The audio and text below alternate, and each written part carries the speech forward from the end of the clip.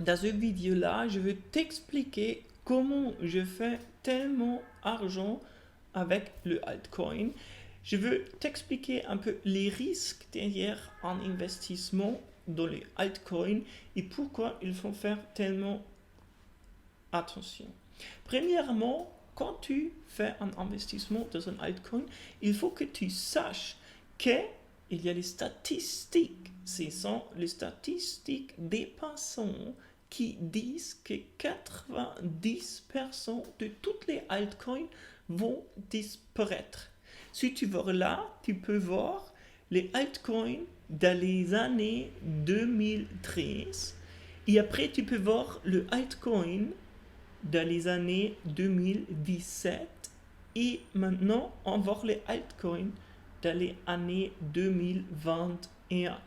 Comme tu peux voir, les altcoins qui étaient populaires en 2013 ne sont plus populaires aujourd'hui. Alors ça veut dire que tu peux acheter altcoin et moi j'achète des altcoins, mais il faut que tu saches que le 90% vont disparaître. Et il faut que tu saches aussi que maintenant, avec le savoir qu'on a maintenant, c'est impossible à prédiquer, c'est impossible à prévoir les altcoins qui ne vont pas disparaître.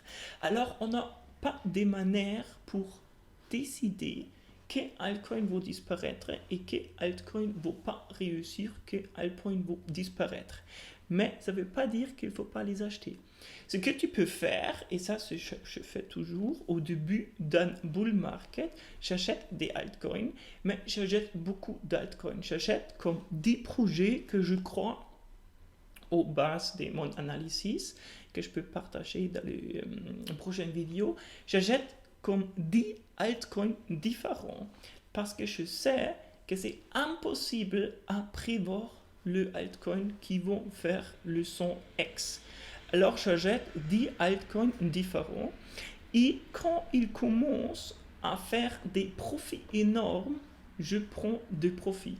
Alors qu'un altcoin comme Cardano, que j'ai acheté à 10 centimes, quand il a fait 10x, j'ai vendu une part. Il faut toujours prendre des profits parce que c'est impossible à prévoir quand l'altcoin commence à disparaître. C'est impossible à prévoir quand le profit sont partis.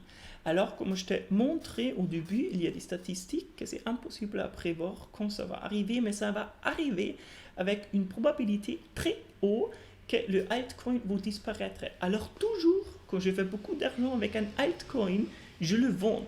J'ai jamais vendu tout. Je vends 80%.